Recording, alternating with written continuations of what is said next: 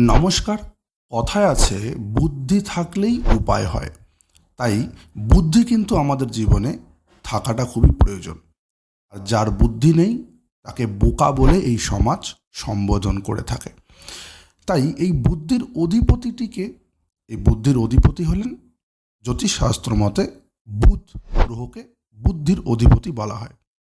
এখন আমরা কি করে জানব যে আমাদের জন্মকুণ্ডলিতে বুধ ভালো আছে না বুধ খারাপ আছে? আসুন আমরা জানার চেষ্টা করি এই ভিডিওর মাধ্যমে। বুধ কী কী রিপ্রেজেন্ট করে? বুধ আমাদের প্রথমত বুদ্ধিকে নির্দেশ করে। বুধ শব্দটি থেকেই আপনারা বুঝতে পারছেন আশা করি।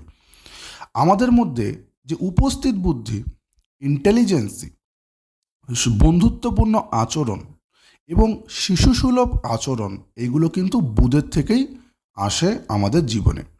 তাই যার জীবনে বা যার জন্মকুণ্ডলিতে বুধ গ্রহটি খুব উন্নত থাকবে, তার মধ্যে কিছু লক্ষণ পরিলক্ষিত হবে। লক্ষণগুলি হলো, তার মধ্যে একটা শিশুসুলভ আচরণ লক্ষ্য করা যাবে। তার মধ্যে হাসি খুশি মেজাজ লক্ষ্য করা যাবে। সে সবসময় হাসি খুশি থাকতে পছন্দ করবে। বন্ধু বান্ধবদের সঙ্গে মেলামেশা করতে খুব বেশি ভালোবাসবে। এক জায়গায় স্থির থাকবে না এবং ম্যাচিউরিটি লেভেল খুবই হাই থাকবে। সে যতই বাচ্চাদের মতো আচরণ করুক না কেন, তার মধ্যে কিন্তু কোন জায়গায় কোনটা বলা দরকার, কোন জায়গায় কোনটি বলা প্রয়োজন নয়, একদম পাংচুয়েট লেভেলটা কিন্তু তার মধ্যে লক্ষ্য করা যায়। বুধ যার অতি উন্নত, তার মধ্যে একটা নবযৌবন ভাব কিন্তু লক্ষ্য করা যায়। মানে হচ্ছে তাকে বয়সের তুলনায় নবীন লাগে সবসময়। যত বয়সী হোক না কেন, তাকে কিন্তু আপনি দেখে বুঝতে পারবেন না। বুধ যার ভালো থাকে, তার মধ্যে management system, management skill, hospitality এবং সেবা করার প্রবণতা, এগুলো কিন্তু খুব বেশি লক্ষ্য করা যায়। এবং এই বুধের প্রভাব যে জাতক জাতিকার উপর বেশি থাকবে, তাদেরকে অনেকেই ভালোবাসে। কেননা একটি বাচ্চা শিশুকে আমরা সকলেই আদর করতে ভালোবাসি।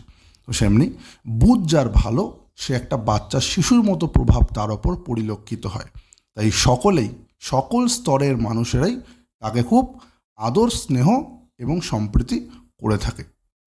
এবারে আমি বলবো বুধ যার খারাপ থাকে, তার মধ্যে কী কী গুণ পরিলক্ষিত হয়। বুধ যার খারাপ থাকবে, আগে যেইগুলো বললাম এইগুলোর সম্পূর্ণ বিপরীত ঘটনাগুলোই তার জীবনে পরিলক্ষিত হবে। সে বেশি কথা বলবে, বাচালতা করবে এবং বদবুদ্ধি তার মাথায় বেশি কাজ করবে। লোকের ক্ষতি করার প্রবণতা তার মধ্যে লক্ষ্য করা যাবে। অতিরিক্ত হিংসুটে হবে, অন্যের ভালো সে দেখতে পারবে না।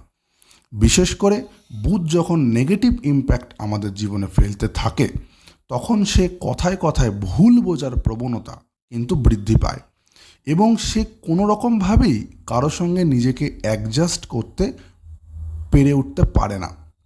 যার ফলে তার প্রত্যেকটি সম্পর্কে কোথাও না কোথাও ড্রাইনেস, শুষ্কতা লক্ষ্য করা যায় এবং তাকে অনেকেই ভালোবাসতে চায় না। কারণ সে যেখানেই যাবে না কেন সেই জায়গাটাকেই নষ্ট করে ফেলে, কেবলমাত্র নিজের কথার দ্বারা, নিজের ব্যবহারের দ্বারা এবং নিজের আচরণের দ্বারা সেই জায়গাটিকে নষ্ট করে ফেলে।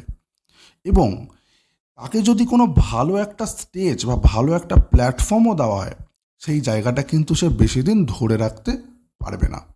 দীর্ঘদিন কোনো বন্ধুর সঙ্গে তার সম্পর্ক কিন্তু থাকবে না। এগুলো হচ্ছে নেগেটিভ বুধের প্রভাব। এবং ভুলে যাওয়ার প্রবণতা কিন্তু বৃদ্ধি পায়। সে একটা জিনিস এখানে রেখেছে, তারপরে কিছুক্ষণ পরেই সে ভুলে যাবে সেই জিনিসটি কোথায় সে রেখেছে। এই প্রভাবগুলো কিন্তু নেগেটিভ বুধের জাতক জাতিকাদের ওপর পরিলক্ষিত হয়। এবারে আপনারা আমাকে জানাবেন কমেন্ট করে যে আপনাদের জীবনে কোন প্রভাবটা বেশি পরিলক্ষিত হচ্ছে, পজিটিভটা না নেগেটিভটা। যেটি হচ্ছে সেটি আমাকে কমেন্ট করে জানাবেন। আর এরকম ধরনের আগামী দিনে বিভিন্ন রকম ভিডিও পেতে আমাদের চ্যানেলটাকে সাবস্ক্রাইব করে রাখুন এবং বেল আইকনটাকে প্রেস করে রাখুন। ধন্যবাদ।